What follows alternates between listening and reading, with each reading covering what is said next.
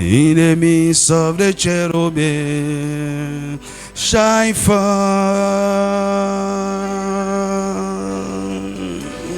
He who dwells in the midst of the cherubim, shine forth.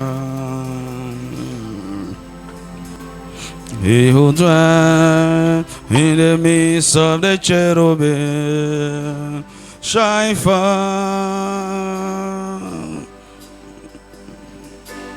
He who dwells in the midst of the cherubim, shine forth. Celui qui demeure au milieu des chérubins manifeste la lumière, éclaire nos ténèbres, dissipe les ténèbres. Tu vois, là où il y a les ténèbres, c'est là où Satan règne. C'est le domaine qu'il a occupé. Et je prie pour toi ce matin, que la lumière éclaire tes ténèbres. Que tout territoire que Satan a exposé dans ta vie, a occupé dans ta vie, qu'il soit exposé, qu'il soit mis à nu et délogé au nom de Jésus. Et délogé au nom de Jésus. Il sort de ton corps maintenant. Il sort de ta maison maintenant. La lumière l'expose au nom de Jésus. Il sort de tes finances. Il sort de tes affaires. Dans le nom de Jésus. Oh, que la lumière luise. Que la lumière luise. Est-ce que tu peux acclamer celui qui règne? Il règne, il règne, il règne. Comment? Acclame-le, acclame-le. Oh, thank you, Jesus. Oh, thank you, Jesus. Ouvre ta Bible avec moi dans Matthieu chapitre 22, verset 37. Et 1 Roi chapitre 3, verset 3. Matthieu chapitre 22, verset 37. Tu es béni dans cette présence ce matin. Jésus lui répondit, tu aimeras le Seigneur ton Dieu de tout ton cœur, de toute ton âme et de toute ta pensée. 1 Roi chapitre 3, verset 3. Salomon aimait l'Éternel et suivait les coutumes de David son père. On va s'arrêter là. Que Dieu bénisse sa parole. Est-ce que tu peux acclamer encore la parole? Mon ami, lorsque Dieu veut nous faire du bien, il envoie toujours sa parole. Il envoya sa parole et il est guéri. Que la parole de Dieu, la parole dont tu as besoin, qui t'apportera la guérison dont tu as besoin, dont ton âme, ton corps, ton esprit a besoin. Que cette parole te localise ce matin. Dis-moi amen. Comment aimer Dieu? Comment aimer Dieu? Comment aimer un être invisible? Comment aimer quelqu'un qu'on ne voit pas?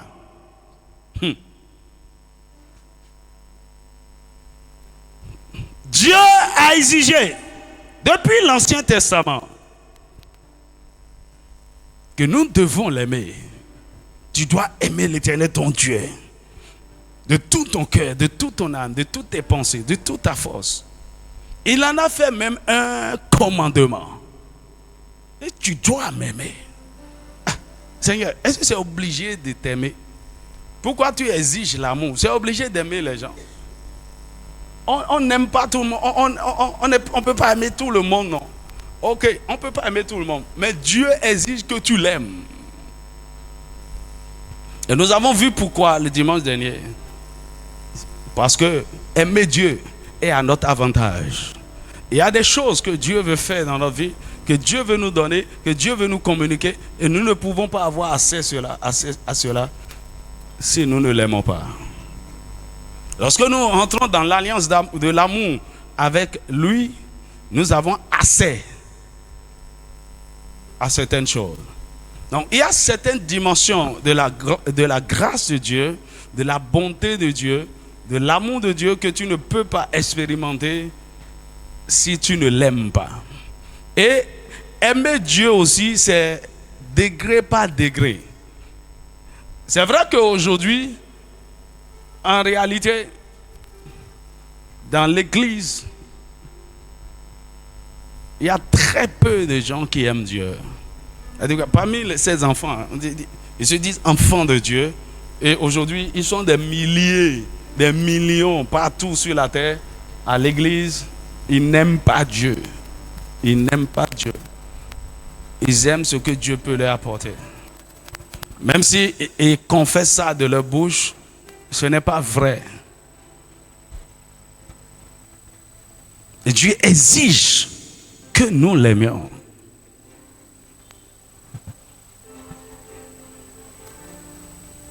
Mais la question est comment aimer ce Dieu que nous ne voyons pas? Vous devez savoir que l'amour pour Dieu est la première chose, ou la chose la plus importante que chaque véritable enfant de Dieu doit avoir, doit cultiver et doit développer. L'amour pour Dieu. Nous sommes tous conscients que Dieu nous aime. Okay? Même s'il y a encore des gens qui doutent vraiment de l'amour de Dieu. Nous sommes conscients que Dieu nous aime, tellement Dieu m'aime. Oh, si ce n'est pas l'amour de Dieu, où est-ce que je serais aujourd'hui? Et nous voyons la démonstration de son amour par le sacrifice de son fils Jésus et le don de son esprit et le fait qu'il est toujours derrière nous depuis plus de 2000 ans en nous faisant la cour. Mon fils vient, ma fille vient, je t'aime, il nous fait du bien. Son amour envers nous est réel. Ok? Mais est-ce que nous l'aimons?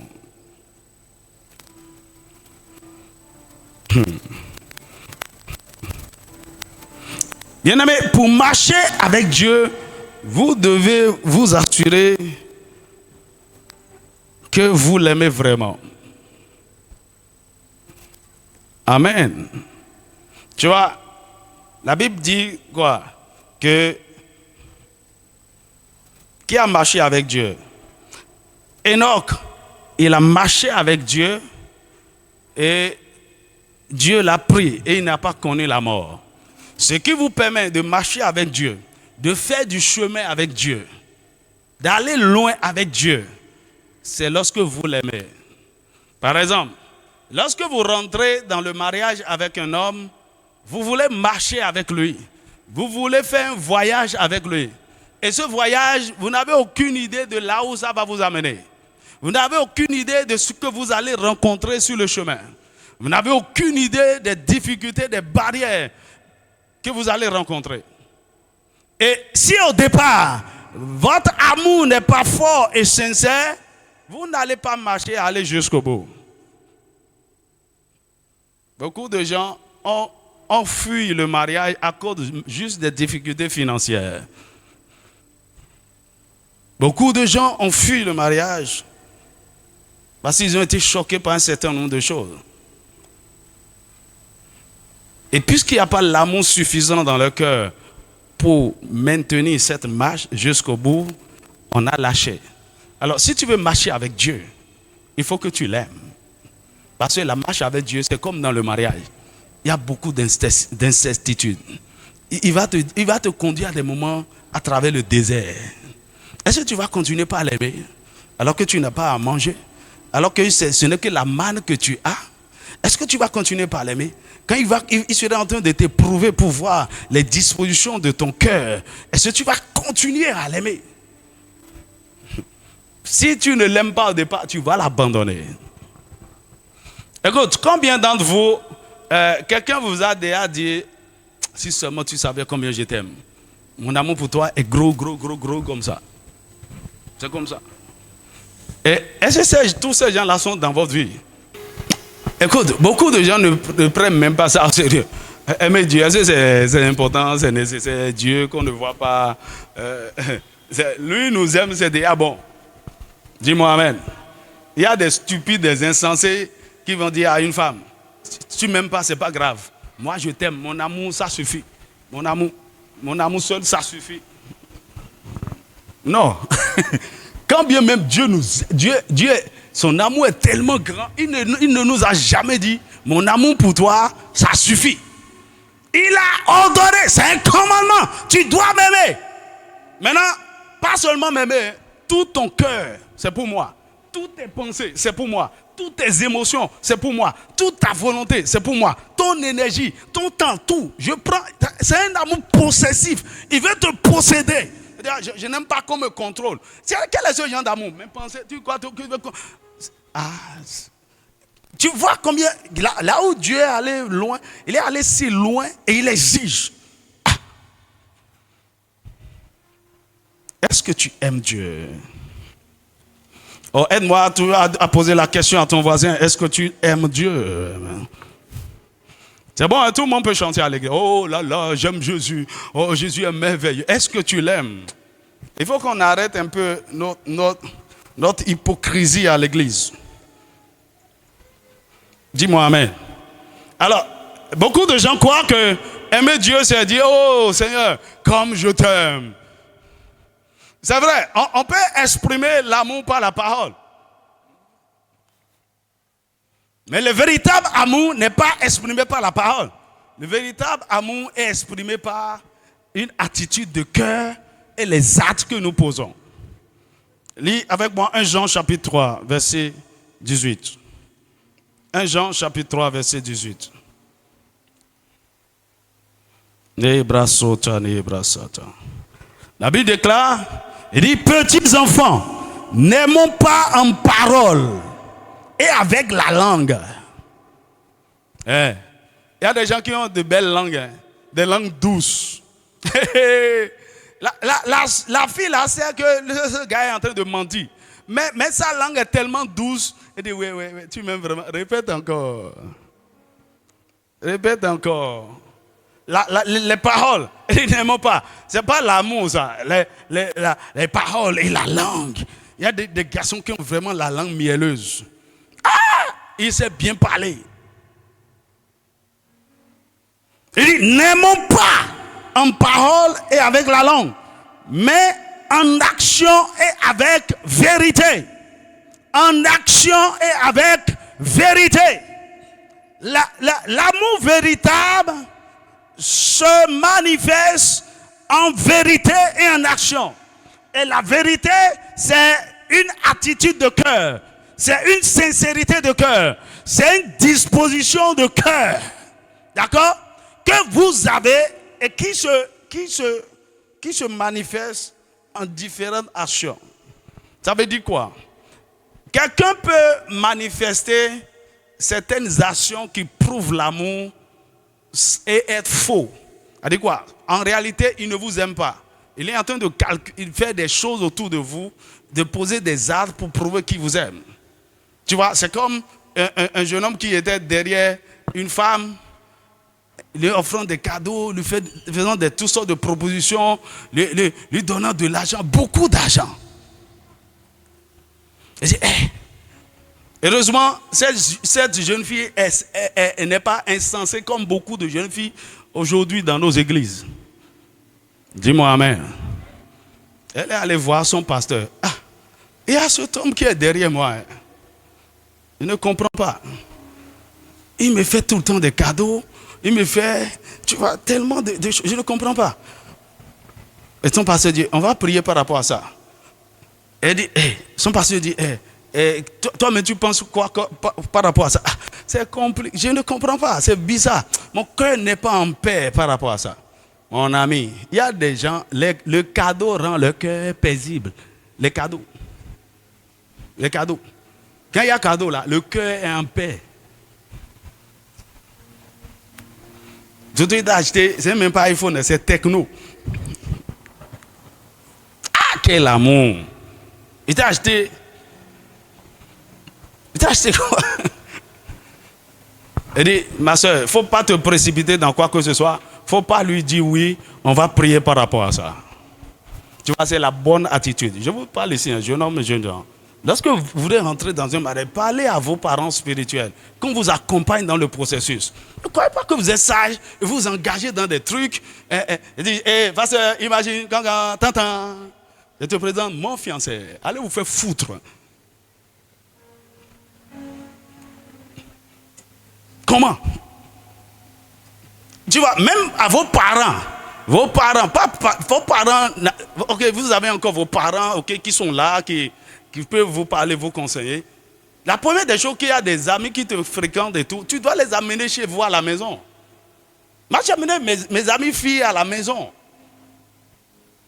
Et maman dit, celle-là, fidèle, ouais. Il y a une là, j'ai dit, Dassanoué. Elle dit, Dassanoué. Elle est gentille, mais elle est trop noire.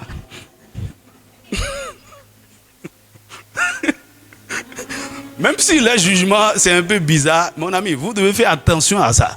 Les parents voient des choses que vous ne voyez pas. Surtout quand ils sont spirituels. Alors, ce jeune homme, il dit, je t'aime, je t'aime. Or, vous savez quoi? C'est le père du jeune homme là, qui est un homme très riche, très puissant, qui mourait.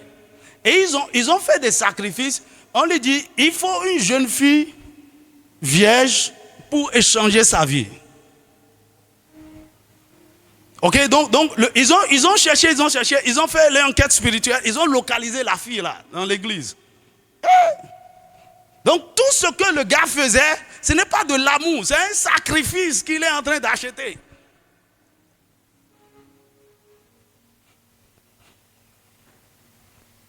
Dis-moi amen. Et donc, parce qu'elle a retardé, avec tout ce qu'elle avait besoin de dire, ce n'est même pas qu'on aille jusqu'au mariage. Oui, je t'accepte. Tu es mon fiancé. J'irai voir tes parents. Dès qu'elle entre dans l'accord, c'est fini. Elle a attendu. Son pasteur, tu ne fais rien si je te dis, on va attendre. Mais Dieu n'a rien révélé de particulier. Mais parce qu'elle a attendu pendant longtemps, le père riche qui était malade est mort. Et c'est là que le jeune homme a dit, il est venu lui dire, je n'ai jamais vu une fille comme toi. Avec tout ce que j'ai fait, je vais te dire la vérité. En réalité, je ne t'aime pas, je ne voulais pas te marier. Tu étais mon agneau de sacrifice. Je voulais t'utiliser pour échanger la vie de mon père. Il a dit, oh, mais ça c'est de l'amour, non? Quel amour? Toi-même, regarde. Hein? Tu as vu la bague d'alliance qui m'a... C'est 18 carats. 18 carats.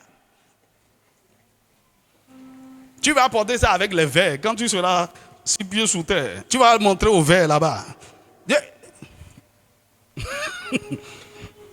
Donc, n'aimez pas il dit, ce n'est pas les paroles. L'amour, c'est d'abord la vérité. Donc, c'est un état du cœur. C'est la sincérité du cœur. Et puis maintenant, si cela est en place, il y a des actions qui accompagnent cela. C'est pourquoi tu ne peux pas tromper Dieu. Tu peux tromper les hommes. Pendant que tu es en train de faire tes choses, Dieu, lui, il regarde directement ton cœur. Et il voit l'intention, les dispositions de faut laisser. Mais parce que nous avons aussi son esprit, si nous voulons marcher avec lui, vous pouvez discerner facilement les faux cœurs qui s'approchent de vous en disant, ouais, tu sais, je t'aime. Parce que ça ne trompe pas. Lorsque votre cœur n'est pas en paix, vous êtes dérangé. Il y a quelque chose. Vous ne pouvez pas voir. Écoutez, la seule chose qui peut vous préserver dans ces cas, attendez. Le temps ne ment pas. Je te dis, le temps ne ment pas. Si tu peux attendre, tu ne comprends pas. Ne te précipite pas dans ces choses. Attends, si tu peux attendre. Dieu va te révéler. Mon ami, le temps est un révélateur. Ne faire confiance vraiment en quelqu'un si la personne ne peut pas te suivre sur la durée. Dans le temps, tu sauras que le Seigneur t'accorde la grâce. Je prie pour toi, jeune homme, jeune fille, ici, surtout par rapport au mariage. Tu ne vas pas tomber dans les pièges de l'ennemi. Tu ne vas pas te marier à ton ennemi. Tu ne seras pas un agneau de sacrifice au nom de Jésus. Donc, c'est d'abord l'attitude du cœur et les actions qui accompagnent. Dis-moi amen. Donc, et lorsque la bonne attitude est dans le cœur, il y a cela vous pousse à faire 4 choses. Que ce soit vis-à-vis de Dieu ou bien vis-à-vis des hommes, votre mari, les enfants, un ami que vous aimez. Lorsque c'est l'amour véritable, il y a ces 4 choses qui se manifestent. Premièrement, la passion. Il y a un zèle, il y a un enthousiasme qui vous pousse, vers la personne. Dis-moi amen. Maintenant, je fais rapidement un retour en arrière pour préciser quelque chose, pour que tu comprennes bien ce. Alors, lorsque Dieu nous demande de l'aimer, vous devez savoir, aucun homme naturel, né d'une femme, né d'un homme, ne peut aimer Dieu. C'est impossible. L'homme naturel ne peut pas aimer Dieu. C'est-à-dire quoi? L'homme qui est déchu, c'est-à-dire quoi? Et descendant d'Adam, qui a la nature du péché. Cet homme est naturellement égocentrique, centré sur lui-même. Là où tu es, quand tu es sans Dieu, sans le Saint-Esprit, l'homme est comme ça, égocentrique, c'est lui, moi, mon, mais. Tu le vois, non? C'est pourquoi il a une opportunité, il trouve, et il a un pouvoir pour il vole l'argent pour lui, pour sa femme, pour ses enfants et pour ses copines. Tout, c'est lui. Il ne pense à personne. Vous imaginez, hein, nos dirigeants là, ils prennent beaucoup l'argent du pays. Les gens sont en train de souffrir, ils ne le calculent même pas. Ils envoient l'argent en Suisse, au Rwanda, partout. Ils construisent des maisons qu'ils n'habitent jamais, qu'ils ne visitent même pas. Pourquoi? C'est l'homme naturel. Madame, quand vous avez la compassion dans le cœur, vous ne pouvez pas voir les gens souffrir et être indifférent. Pourquoi? Ils n'ont pas l'amour de Dieu dans le cœur. L'homme naturel ne peut pas aimer Dieu. Maintenant, comment donc la personne qui ne peut pas aimer Dieu lui demande d'aimer? Si Dieu nous demande d'aimer, c'est qu'il nous donne la capacité d'aimer. Et il nous donne la capacité d'aimer parce qu'il nous rencontre, l'amour nous rencontre. C'est-à-dire quoi? Avant que nous soyons capables d'aimer Dieu, il faut que son amour soit implanté en nous. Et son amour est implanté en nous lorsque nous acceptons Jésus. Dis-moi amen. Lorsque nous naissons de nouveau et nous recevons l'Esprit de Dieu, il répand l'amour de Dieu en nous. Et donc, les émotions, les sentiments, ça veut dire quoi? Lorsque, en réalité, vous rencontrez Jésus par révélation, c'est là que vous tombez amoureux de Dieu. Eh, dis-moi amen. Qui est déjà tombé amoureux de Jésus? Je ne sais même pas, c'est quoi cette expression-là? Tomber amoureux. Ça veut dire quoi même? Fell in love. Tomber dans l'amour. Ok, tu comprends de toute façon. Donc, quand tu rencontres Jésus par révélation et tu l'as reçu dans ton cœur, il y a quelque chose. C'est pourquoi le jour où tu as rencontré Jésus, il y a quelque chose que tu ne peux pas expliquer qui t'arrive. Il y a un amour, une paix, une joie qui te saisit. En fait, ton monde change. Tu n'as envie que de lui, de rester seul dans sa présence. Tu es tombé amoureux de lui. Tu veux rester dans sa présence. Tu veux prier. Tu veux lire la Bible. Tu veux seulement être à l'église. Tu te déconnectes de certains amis, de certaines habitudes que personne ne t'a dit de laisser. Certains habillements. Tu es tombé. C'est comme si... C'est comme si Jésus était présent physiquement dans ta vie et il te suivait maintenant. Tu es tombé amoureux. Parce que tu as rencontré l'amour. Maintenant, quand ce véritable amour est engendré dans ton cœur par le Saint-Esprit, tu vas commencer par manifester ces 4 choses dont je parlais précédemment. La passion. La passion. Tu vois, les gens me demandent, pourquoi tu es tout le temps chaud, tout le temps, tu n'es pas fatigué, tu es tout le temps prêt. Mon ami, c'est la passion générée par l'amour. Dis-moi amen. Si quelqu'un te dit je t'aime et la personne n'est pas passionnée, c'est un menteur. Dis-moi amen. La passion, c'est la passion qui t'amène à poursuivre la personne, à chercher sa présence. C'est la passion, la passion qui te fait quitter rêvier. pour aller jusqu'à Missélété. Pour aller juste dire, c'est juste pour voir si tu vas bien. Et le voyage, ça a pris 2h30.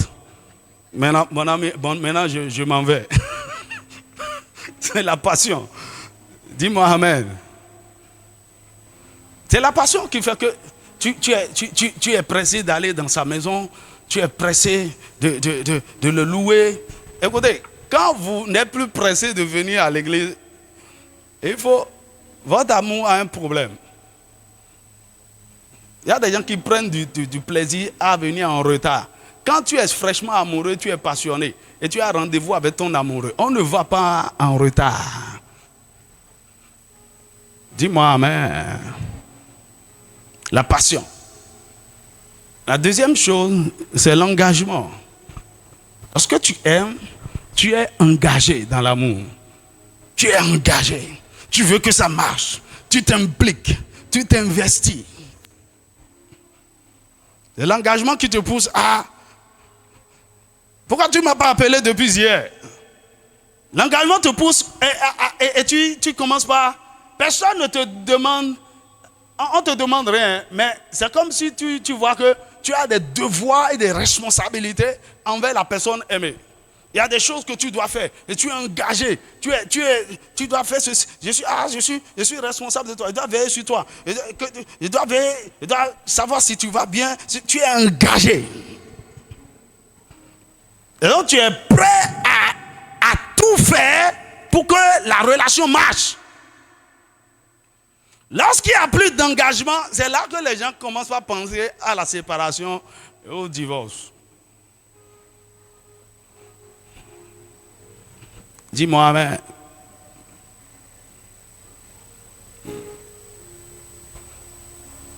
Il n'est plus engagé. On s'en fout. Qu'est-ce qui se passe dans la relation? On s'en fout. Dieu doit voir ton engagement vis-à-vis de lui, de son royaume et tout le reste. Et la troisième chose que l'amour génère, c'est le plaisir. Dis avec moi, le plaisir. Vous ne pouvez pas aimer sans faire plaisir. Dis-moi amen. Lorsque vous aimez quelqu'un, vous voulez lui faire plaisir. C'est pourquoi tu fais des cadeaux. C'est pourquoi tu dis, ah, j'ai préparé ton plat préféré. Je vais t'amener, tu vois, surtout dans le mariage, comment on fait plaisir à son conjoint. On identifie son langage d'amour. Ou bien, parmi les 4 langages d'amour. Et tu lui sers. Par exemple, quand une femme, son langage d'amour, c'est le temps de qualité. Que tu sois là, que tu sois présent, okay, que vous sortez ensemble, que vous marchez. C'est ça. Il y a des femmes, c'est ça. Hein? Si tu peux lui offrir n'importe quel cadeau, ça ne l'impressionne pas, ça ne lui dit rien. Et tu vas dire, hey, tu n'aimes pas le sac là? Oui. Elle aime le sac, mais ce n'est pas ça. Elle veut ta présence. Tu n'es jamais là. Maintenant, qui va me dire quel est le langage d'amour de Dieu? Depuis que tu es en train de dire que tu l'aimes là, c'est quoi son langage d'amour? Tu ne connais même pas. Tu connais, c'est quoi le langage d'amour de Dieu? Les temps de qualité. Il aime aussi des cadeaux. Hein? On appelle ça sacrifice d'action de grâce, de louange et d'adoration. Il aime ça. Surtout action de grâce, il mange ça. Ok? Donc, quand j'aime Dieu, je lui fais plaisir. Je lui offre ce qu'il aime.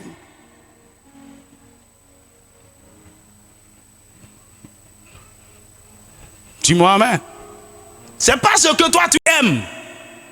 Eh, mon ami, tu aimes Djongoli, la fille là n'aime pas Djongoli.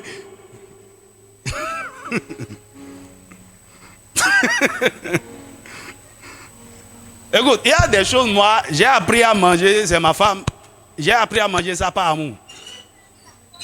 Couscous, là, je n'aimais pas ça. Ma femme m'a imposé ça et j'ai mangé ça par amour jusqu'à j'ai aimé. Hein? Il dit, et ça là c'est bon, c'est bon. Il dit, non, il faut goûter d'abord pour voir.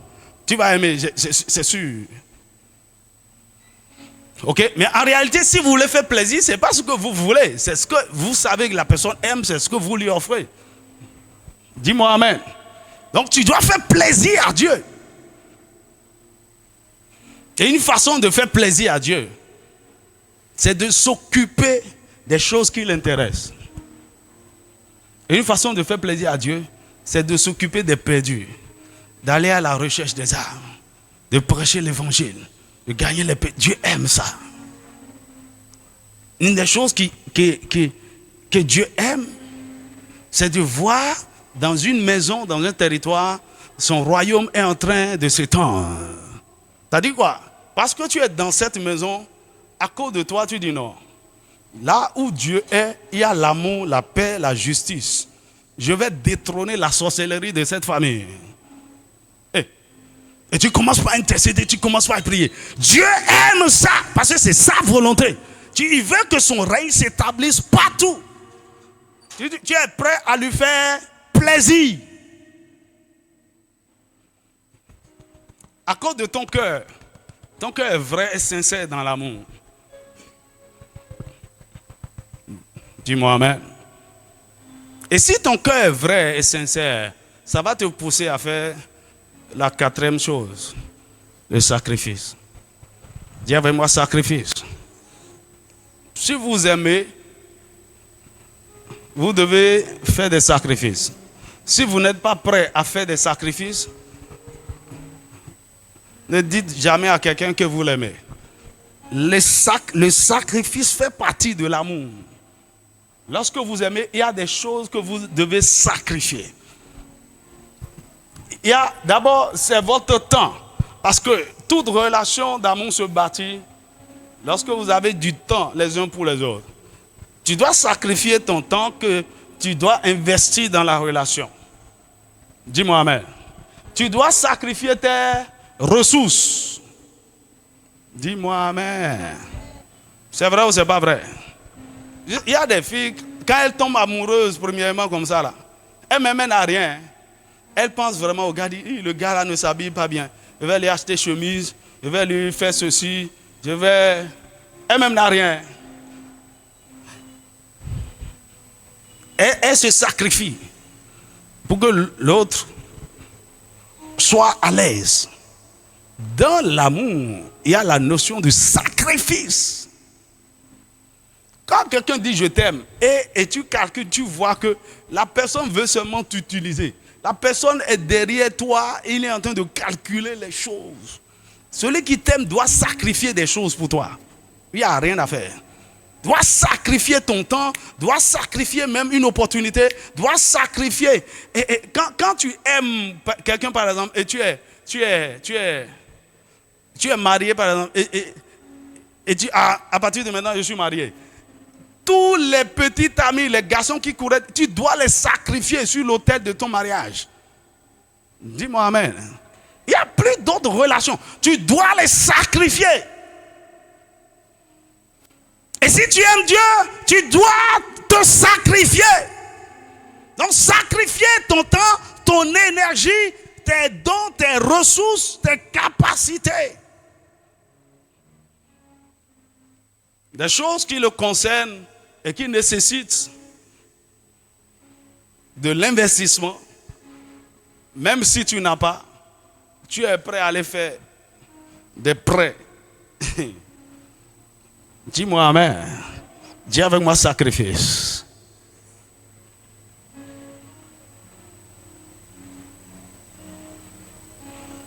C'est pourquoi il est dangereux de trahir un véritable amoureux. Quelqu'un qui vous aime réellement, il n'y a rien à faire, la personne a sacrifié beaucoup de choses. Il ne faut pas blesser ce genre d'amour. Même Dieu va se retourner contre vous. Dis-moi amen. Donc, tu ne peux pas aimer Dieu sans sacrifier. Et aujourd'hui, beaucoup de gens veulent adorer, servir Dieu par c'est français, convenience. Convenance. Ok. Pas convenance. C'est-à-dire, c'est quand ça me convient, ça me plaît. C'est quand j'ai le temps que je vais à l'église, que je vais prier. C'est quand j'ai le temps que je... Mon ami, ce n'est pas de l'amour. On se sacrifie. Dis-moi amen. Tu as vu les sacrifices des mères? Elle rentrait même du boulot fatiguée et tout. Il y a 4 enfants derrière elle, en train de pleurer. Elle est fatiguée, elle a envie de dormir. Elle doit préparer, elle doit rentrer à la cuisine. C'est le sacrifice. Elle va se coucher tout fatiguée, en ronflant. Elle se réveille encore très tôt. Reprendre, préparer les enfants pour aller à l'école. Sacrifice, c'est l'amour qui fait ça. Dis-moi amen. Tu vois, hier j'ai eu une journée bizarre. Je n'ai pas pu me reposer. D'abord j'ai eu 2 réunions ici. Le matin, après dans l'après-midi, je suis rentré. Je suis venu ici 3 fois. C'est quoi le problème? Non, c'est sacrifice. À cause de mon amour pour Jésus. Dis-moi amen. Tu vois, on a la retraite des jeunes là. C'est beaucoup de sacrifices. En parenthèse, ceux qui n'ont pas encore payé là, il faut me voir à la fin du culte. Dis amen. Écoutez, il faut que vous compreniez la notion du sacrifice. Rien n'est gratuit. Tout ce dont vous jouissez gratuitement, quelqu'un a payé le prix. Dis-moi amen. Parce que Jésus nous a aimés, il s'est sacrifié. Et c'était le sacrifice suprême. Il a livré sa vie à la croix. Mon ami, es-tu prêt à livrer ta vie pour la personne que tu aimes? Point d'interrogation. Es-tu prêt?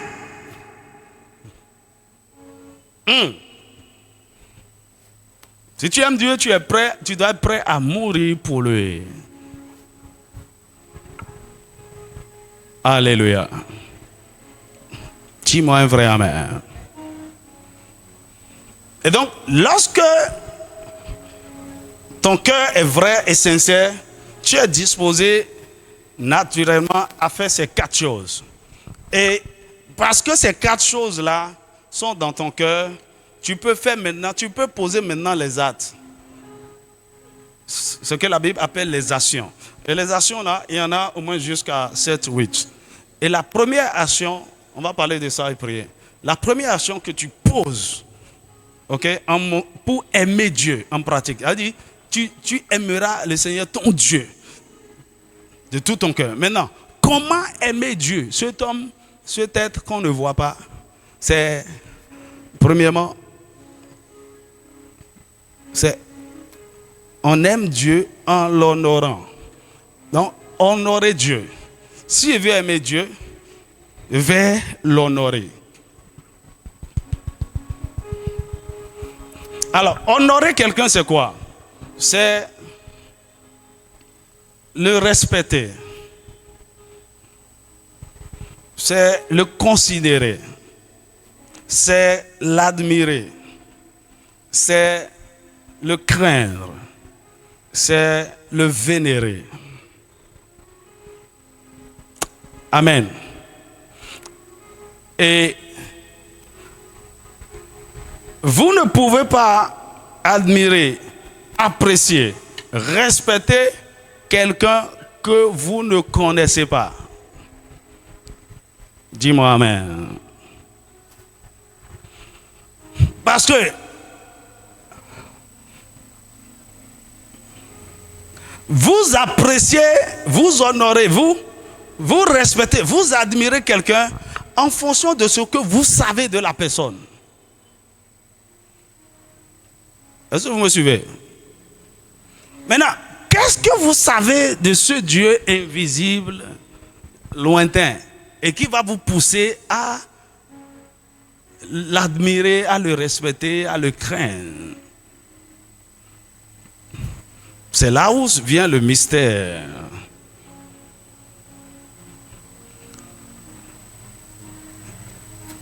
Donc, je reviens à la case de départ. Vous ne pouvez pas aimer Dieu sans recevoir l'amour de Dieu. Donc, sans recevoir Jésus et sans recevoir le Saint-Esprit. Et la raison pour laquelle le Saint-Esprit est en vous, c'est pour vous révéler qui est Dieu. Oh, est-ce que quelqu'un me suit? Tu vois, par exemple, il y a un garçon qui est en train derrière cette fille-là. Il fait la cour, il fait la cour. À première vue, la raison pour laquelle on repousse quelqu'un, c'est parce qu'on ne connaît pas la personne. Ok. Maintenant, on veut amener la fille là qui est réticente à admirer, à apprécier la personne. Alors, je passe par quelqu'un d'autre qui est proche d'elle et qui me connaît et qui peut me parler bien de moi auprès d'elle. Est-ce que quelqu'un me suit? Il y a des démarcheurs d'amour. J'espère qu'il n'y en a pas ici. Il dit, mon frère, laisse-moi, je vais te la gérer. Ok? Et maintenant, il vient, il commence par te parler de gars, comment il est, sa famille. Il va te dire, écoute, ses parents sont riches. Il dit, c'est vrai. Donc, ce qui ne t'intéressait pas va commencer par t'intéresser parce que tu commences par découvrir la personne. Alors, comment quelqu'un que tu dis non, on ne s'aime pas, on peut être des amis, et puis, parce que vous vous côtoyez, tu commences par découvrir qui est la personne, et ça qui t'amène à l'apprécier maintenant, dire, celui-là peut être un bon mari, celui-là peut être une bonne femme. Alors, c'est la même chose avec Dieu. Vous ne pouvez pas honorer quelqu'un que vous ne connaissez pas. Et en vous, il y a l'esprit de la personne qui veut vous révéler qui il est. Et le Saint-Esprit. Dis-moi amen. Donc, la première des choses que le Saint-Esprit te révélera par rapport à Dieu, c'est son amour pour toi. C'est d'abord qui il est pour toi. Il va te révéler Dieu comme Père. Malachie chapitre 1, verset 6. Malachie chapitre 1, verset 6. Est-ce que quelqu'un me suit? Aide-moi à demander à ton voisin, qu'est-ce que tu connais de Dieu? Tu vois, c'est ce qui fait la différence entre la façon dont ma passion, ce que je sais de Dieu, ce que j'ai expérimenté, ce que je connais de lui. Il dit, ok, un fils honore son père, un serviteur son maître. Si je suis père, où est l'honneur qui m'est dû? Il exige, Dieu exige l'honneur, mais l'honneur en tant que père. Donc la première des choses que le Saint-Esprit nous révèle lorsqu'il entre en nous, c'est de nous révéler Dieu comme Père. Et de nous révéler comment il nous aime en tant que Père. Est-ce que tu me suis? C'est là où ça commence. Et c'est là où beaucoup de gens ont le premier choc de leur vie par rapport à l'amour de Dieu. Parce qu'à cause de leur expérience avec leur père biologique, leurs parents et tout, ils résistent d'abord à ça. Or, c'est la première des choses que le Saint-Esprit veut vous révéler. Parce que tout le reste viendra lorsque vous allez accepter Dieu comme Père et lorsque vous allez accepter son amour. Donc, l'honneur, le respect, l'admiration que j'ai envers lui, c'est à cause de qui il est. À cause de, il est mon Père. Et tout ce que le Père représente dans ma vie. Donc le Père est un protecteur, un pourvoyeur, un leader. Il prend soin de moi. Tout ce qui me concerne. Et il dit, à cause de ça, donc c'est ce que Dieu représente pour moi. Je l'honore. Je l'adore. Je l'admire. Tu vois? C'est comme ça les enfants élèvent leurs parents. Hein. Ils découvrent l'amour du père. Surtout un père qui aime vraiment ses enfants et tout. L'enfant va commencer par t'élever. Il va commencer par dire, écoute, moi, mon papa, il va m'acheter un avion demain. Même si tu n'as pas vélo. Il est content de parler de son papa. C'est comme un petit ici. Où il est? Le petit Joël. Il est venu dans mon bureau. Il dit, mon papa, il est gentil. Hein?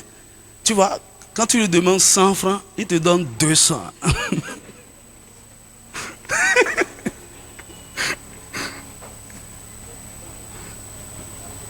Il est en train d'élever son père. Il est en train de me révéler quelque chose par rapport à son père. C'est lui qui connaît son père, il me parle de son père. Aide-moi à demander à ton voisin, qu'est-ce que tu connais de ton père? C'est ce que tu sais de lui, c'est ça qui fait que tu vas l'honorer, tu vas l'admirer, tu vas le craindre, tu vas le... C'est ça l'honneur. Hein? Et c'est la première des choses que Dieu nous demande. Lorsque nous l'aimons, c'est ça que nous devons... On doit l'honorer. Donc, je reconnais qui il est par révélation. Le Saint-Esprit me révèle non seulement son amour, je commence par découvrir sa bonté, sa miséricorde. Je commence par voir sa grâce. Je commence par voir sa puissance. Je commence... quel est ce Dieu-là? Et c'est ça qui fait que mon attitude vis-à-vis de lui, c'est différent. Les gens peuvent lui manquer de respect. Je ne peux pas lui manquer de respect. Les gens peuvent le mépriser, peuvent parler mal de lui. Je ne peux pas. David connaissait qui est son Dieu. C'est pourquoi quand Goliath est venu menacer les enfants d'Israël, David dit comment? Un incirconcis, et il ose venir insulter l'armée du Dieu vivant. Ah non. David connaissait quelque chose par rapport à Dieu. Il dit, moi, je le combattrai. Ça, c'est l'honneur. Ce qui a poussé David à aller, il veut honorer Dieu. Il veut honorer. On ne peut pas insulter mon Dieu comme ça. On ne peut pas le rabaisser comme ça. Et tu le défies, toi, un incirconcis. Mon Dieu, tu sais qui il est? Mon Dieu est trop puissant. Goliath, je vais te descendre. Qu'est-ce que tu connais de ton Dieu? Est-ce que tu peux le défendre? On est en train de se moquer de lui. On est en train de se moquer de l'église, moquer des pasteurs et tout. Et tu te joins à eux, tu ris avec eux. Tu es malade. Tu es malade même. Il n'y a pas une colère sainte qui dit... Je ne veux plus jamais que vous parlez d'un pasteur ici. Que l'église a fait quoi, l'église... Mon ami, il ne s'agit plus... Vous ne défendez pas un homme ou quoi que ce soit. Vous défendez l'honneur de Dieu. Qu'est-ce que tu sais? C'est ça la première des choses. Hein. Écoute, quand tu veux voir un homme ou une femme qui n'aime pas son conjoint, c'est au niveau de l'honneur. Quelqu'un qui honore sa femme, on ne peut pas dénigrer, rabaisser ta femme devant toi. Et tu vas dire, ouais, vous avez raison. Hein. Elle est trop impolie. C'est toi-même qui es impoli. Toi-même là, tu es trop impoli. Excusez-moi les termes, hein, ok? Je parle sous l'inspiration de l'esprit. C'est pas que je suis en colère. On rabaisse ta femme. C'est-à-dire que tu aimes, que tu es censé honorer, protéger. Mon ami, tu dois gifler la personne.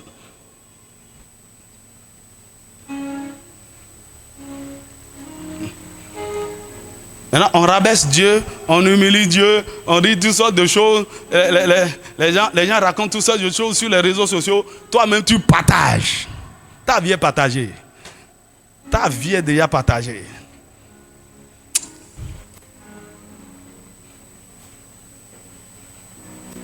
Est-ce que tu honores Dieu? Tu sais qui il est? Dieu.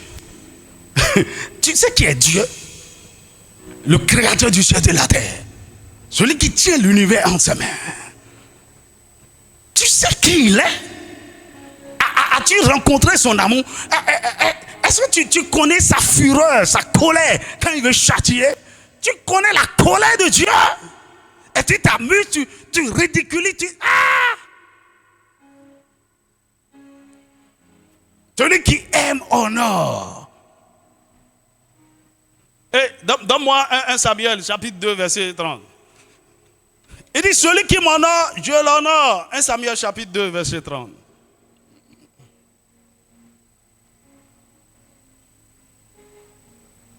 Donc, tout ce que Dieu représente, en fait, vous n'honorez pas seulement quelqu'un à cause de qui il est. C'est-à-dire quoi? La découverte de son identité. Mais c'est aussi par rapport à ses capacités. Ce qu'il peut faire. Ce qu'il a déjà fait. Et ce que vous avez déjà joui de lui. Et ce dont quels sont les privilèges que vous jouissez en vous connectant à lui. En vous appelant enfant et fils de Dieu. Cela fait que cette personne-là est élevée dans une autre classe pour vous. Les autres peuvent parler mal de Dieu, mais vous savez qui il est. Dis-moi amen. Tu vois, normalement, quelqu'un d'autre ne peut pas venir de dehors et te parler de ton mari. Et c'est la personne, dit, ton mari là, et c'est ça que tu crois. Il y a quelque chose qui ne va pas avec toi. La personne la mieux indiquée qui doit parler de ton mari, c'est toi. Ok? Et donc, s'il y a des choses, les gens sont en train de dire de lui, il dit non, mon mari n'est pas vous, c'est pas de lui que vous parlez. Parce que vous le connaissez, vous savez qui il est, de quoi il est capable. Et ce que vous avez, vous jouissez en vous connaissant à lui. C'est la même attitude que vous avez vis-à-vis de Dieu.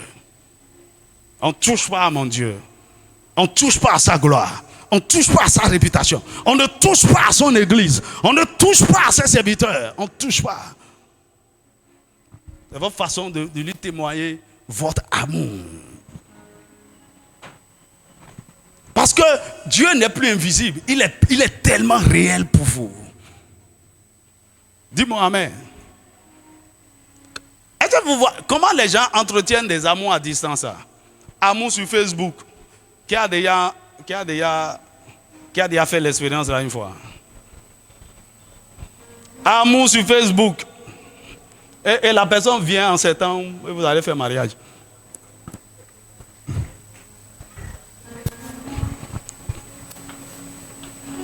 Madame, comment les gens arrivent à faire ça? Ok, vous ne vous êtes jamais vu. Mais comment tu crois en cette personne? Vous aimez, vous parlez tous les jours. Tu ne l'as jamais vu.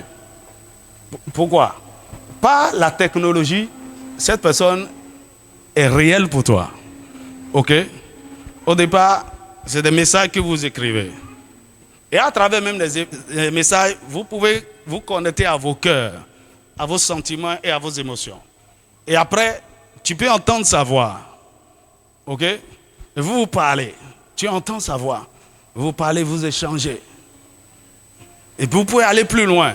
Tu peux voir la personne en direct. Même si au départ, la personne t'envoie des fausses photos. Dis-moi, elle est noire, mais elle t'envoie des photos d'une femme claire. Donc un jour, il faut l'appeler par vidéo. Donc il faut décrocher. On va voir qui est la personne. Ok? Et si elle est réelle, vous pouvez vous rencontrer comme ça. Mais vous ne vous êtes pas encore vus. Mais vous échangez tellement, tout comme si la personne est proche de toi. Ou la personne est très très très loin. Écoutez, Dieu peut être plus réel pour vous, plus que ces relations de distance-là. Vous pouvez entendre sa voix. Vous pouvez le voir. Vous pouvez sentir son étreinte d'amour. Vous pouvez voir sa présence, son toucher. Il peut vous faire des cadeaux. Vous ne le voyez pas, mais vous croyez en lui. Et de la même manière que l'ami là te dit, en janvier, je vais venir au Bénin. On va se voir. Mon ami, un jour, Jésus te visitera aussi. Et tu peux le rencontrer comme ça. Je suis Jésus, ton interlocuteur invisible. Mais voici, il est plus réel. Et donc, à cause de ce que tu es en train de découvrir continuellement de lui par le Saint-Esprit, ton amour grandit, ton amour pour lui grandit. Mon ami, c'est-à-dire, plus vous devenez spirituel, plus vous découvrez Dieu, plus vous l'aimez. Vous commencez, cet homme est merveilleux. Quel est cet homme merveilleux? Je suis émerveillé toutes les fois que... Mon ami, aime Dieu. Aimer Dieu, ce n'est pas une utopie. Ce n'est pas des paroles en l'air. Dieu est réel. Aime-moi, dis à ton voisin, Dieu est réel. Il est plus réel que Dagobert. Tu peux le toucher, tu peux le sentir. Et donc tu peux l'aimer. Un jour, tu peux dire, tu ne sais pas, non, j'ai un rendez-vous avec mon amoureux. Qui? Où? Dans ma chambre. Oui. Madame, il y a des moments, j'ai pas du tout envie de sortir de ma chambre. Parce que mon amoureux est là. On est en train de passer de bons moments. Il y a des moments, des moments même, je n'aime même pas que ma femme s'approche de moi. Parfois, elle ouvre la porte, elle me regarde, elle referme. Parce que là, je suis en communion avec quelqu'un de plus important. Dis-moi amen. Et si tu l'aimes, vous pouvez aimer Dieu. Je vais te montrer les autres choses. L'amour pour Dieu, c'est quelque chose de pratique. Et si tu peux faire ces choses, je t'assure, tu seras surpris. Après, il va te montrer quels sont les bienfaits de l'amour pour Dieu. Mais tu peux déjà les imaginer. Ta vie va devenir un étonnement sur la terre. Laisse-moi te dire, l'amour pour les hommes est incertain. Dis-moi amen. Les hommes peuvent te tromper. Les hommes peuvent te laisser tomber. Mieux, les hommes peuvent mourir. Ils ne veulent pas. Hein? Ils disent, hey, tu ne peux pas me laisser, réveille-toi. Ce n'est pas ce qu'on s'était dit, mon ami. Il est parti. Mais il y a quelqu'un qui est immortel. Il sera toujours là. Non seulement ici, mais dans l'éternité. Il est plus réel. Il est plus réel que tout. Aimez-le, aimez Dieu. Tu vois, c'est le plus grand partenariat que vous puissiez avoir sur la terre. Aimez-le et rentrez dans les affaires. Il entre dans les affaires avec vous. Aimez-le et mariez-vous. Il entre dans ce mariage avec vous. Tu vois, les gens mettent l'amour. L'amour, et disaient, j'aime tellement ma femme, je n'ai pas le temps pour Dieu, pour l'église. Continuez. Que cet amour-là vous amène jusqu'au soir de votre vie. Je dis à ma femme, écoute, j'ai un amoureux dans ma vie, j'aime tellement Dieu, il est la priorité. Et tu viens en seconde position. Maintenant, quand tu entres dans ma vie, toi-même, tu dois aimer Dieu plus que tout, plus que moi. Et je dois être en seconde position. C'est comme ça. Elle dit, oh, j'aime tellement ma femme. Et ce dimanche, on veut passer du temps ensemble. On n'a pas le temps pour venir. On n'a pas le temps pour venir à l'église. On veut aller à Grand Popo pour passer du temps ensemble. Allez à Grand Popo, vous allez.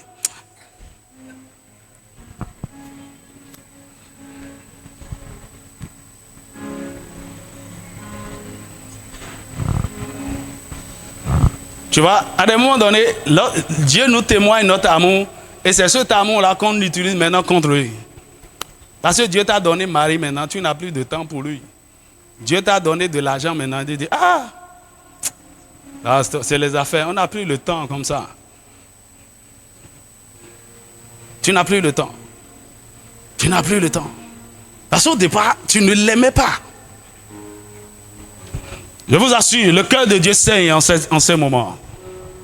Parce que beaucoup de gens l'ont déçu. Ils l'ont utilisé. Et quand ils ont eu ce qu'ils voulaient, ils lui ont tourné le dos. Mais Dieu est Dieu. Il est toujours là. Allez faire tout votre tour, il est toujours là. Alors, tu vas revenir lui dire, mon chéri, il faut me reprendre. C'est le diable qui m'avait manipulé. Hein. Sinon, je t'aimais, je te jure, je t'aimais. Tu connais mon cœur, mon ami. Madame, il y a une prière que je fais et qui m'a aidé pendant des années. L'homme naturel ne peut pas aimer Dieu, même quand vous avez le Saint-Esprit. Il y a un conflit entre vous, entre votre personnalité, entre votre âme, entre votre cœur blessé, troublé, vos émotions, vos ambitions, vos intérêts. Il y a une prière que je fais, Seigneur, enseigne-moi à t'aimer. Aide-moi à t'aimer. Je veux t'aimer. Fais ce genre de prière, tu seras surpris de comment les choses de ce monde vont commencer par perdre leur intérêt pour toi. Tu n'as plus de rêve, tu n'as plus d'ambition. C'est ça qui te pousse même dans une vie consacrée. Tu ne vis plus pour toi-même. Ta vie est perdue dans ton amoureux. Ta vie est perdue en Dieu. Tu es prêt à faire n'importe quoi pour lui. Est-ce que tu peux incliner ta tête là où tu es? L'amour de Dieu nous interpelle ce matin. Et tu peux te poser la question, mais est-ce que tu l'aimes? Est-ce que je l'aime? Est-ce que je l'aime? Il ne nous demande pas quelque chose d'impossible. C'est quelque chose de vrai et de réel. On peut aimer Dieu de toutes nos forces, de toutes nos pensées. Il veut prendre possession de nous totalement.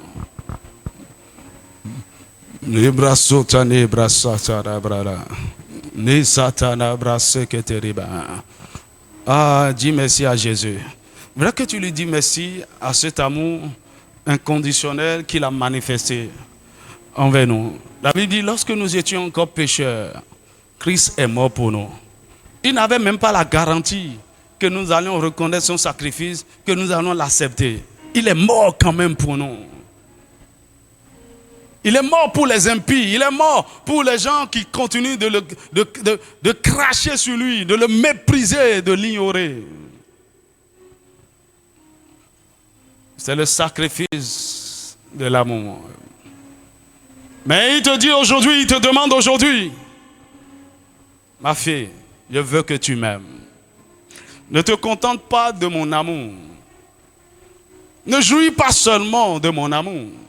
Je veux que tu saches que j'ai aussi besoin de ton amour. Je veux t'aimer en retour. Je veux t'aimer en retour. Je veux t'aimer en retour. Je veux t'aimer en retour.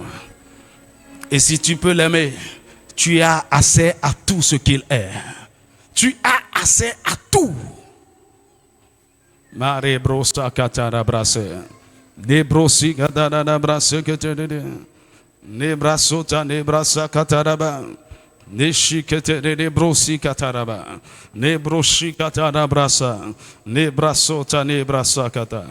Seigneur, nous te demandons pardon pour avoir méprisé ton amour, pour avoir longtemps rejeté ton amour, pour avoir longtemps profité de toi sans t'aimer en retour. Seigneur, nous avons pris ton amour pour acquis. Pendant longtemps, nous t'avons déshonoré.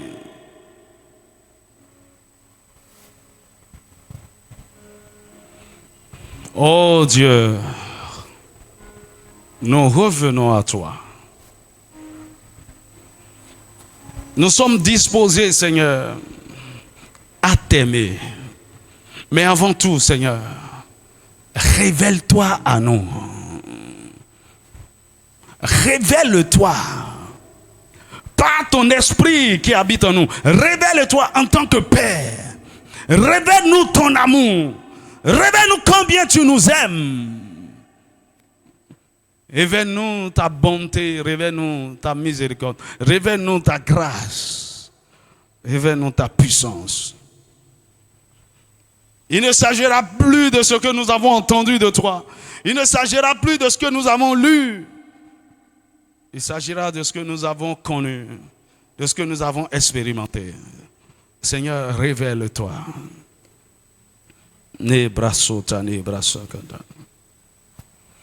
Seigneur, délivre-nous de nous-mêmes. Délivre-nous de l'égocentrisme. Délivre-nous de l'orgueil. Délivre-nous du moi. Ne pensons qu'à nous-mêmes. Nous, ma maison, mon. Seigneur, délivre-moi de moi-même.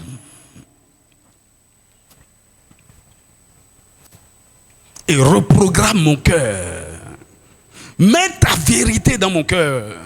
La vérité, la bonne disposition. Le cœur vrai, le cœur sincère qui aime.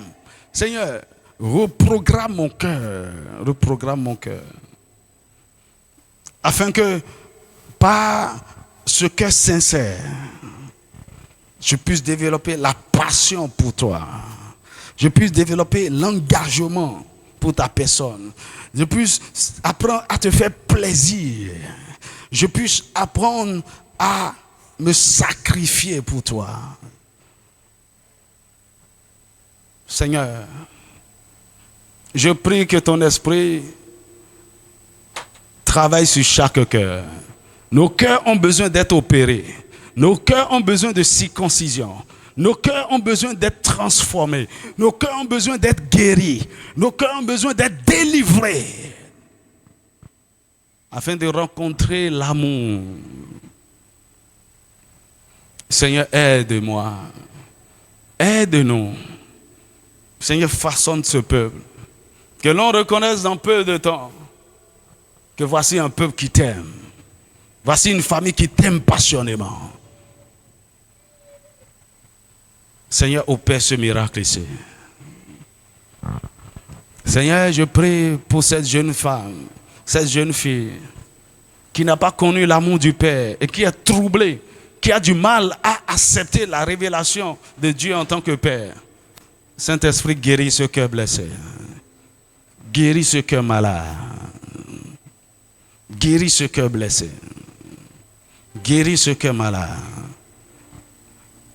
Et amène cette personne au-delà des réalités, des émotions. Amène cette personne dans les révélations. Que chacun commence par te découvrir qui tu es, afin que nous apprenions à t'honorer.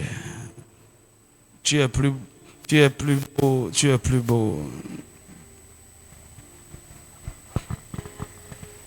Ce n'est pas ce que les gens disent, c'est ce que nous savons de lui. Seigneur, apprends-nous à partir de maintenant à t'honorer.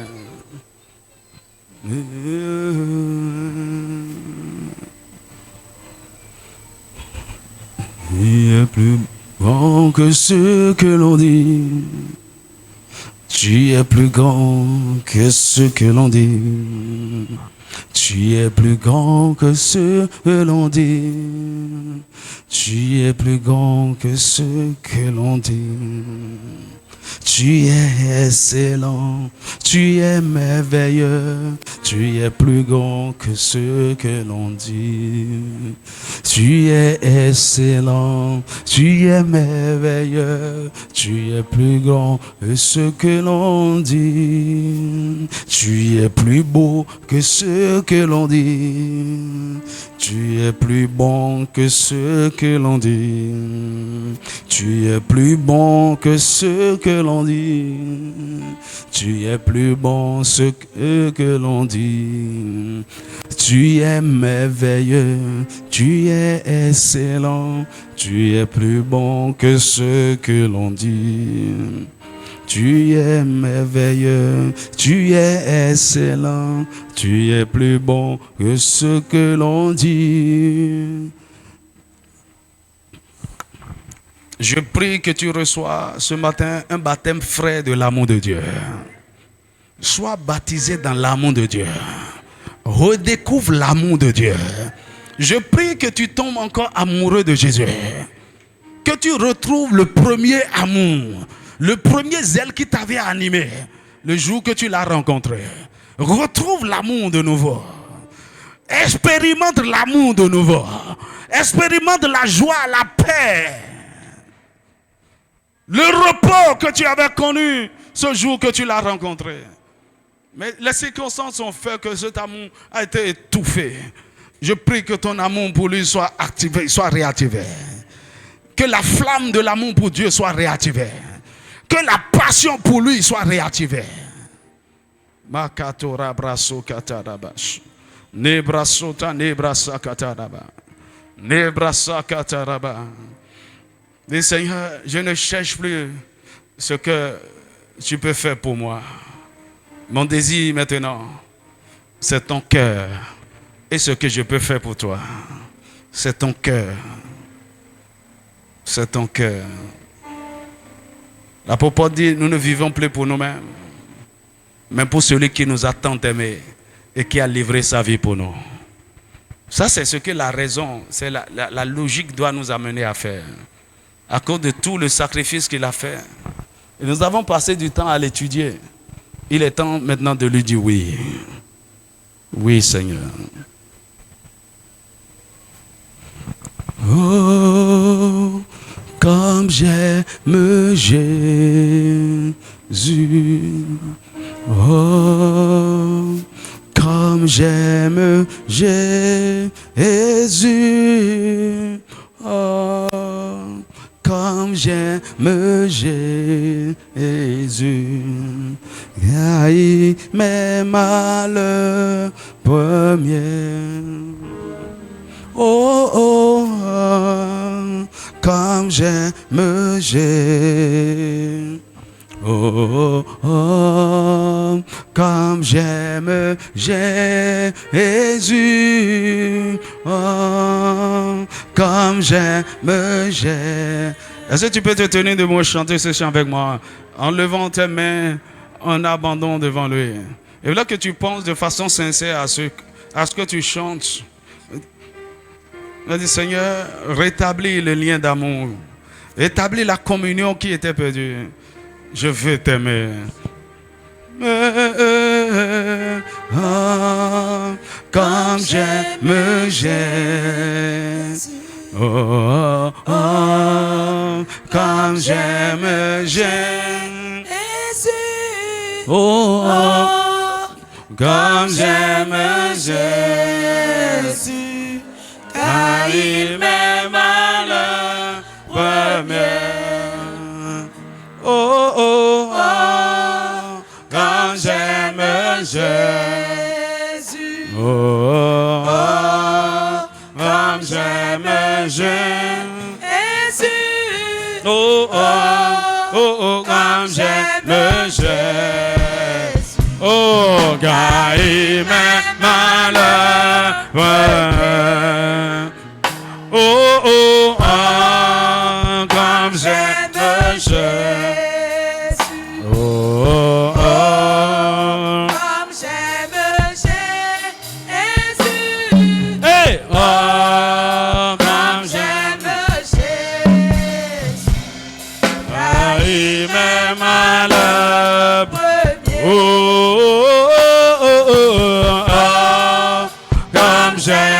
Jésus.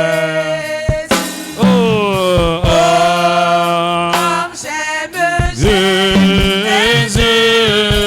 Oh, comme j'aime Jésus. Il m'aime à le premier. Je prie que Dieu étend ses bras d'amour pour te toucher là où tu es. Pour te toucher là où tu as mal. Pour guérir ton corps de cette affliction, de cette maladie, de cette infirmité. Que l'amour de Dieu guérisse ton cœur blessé.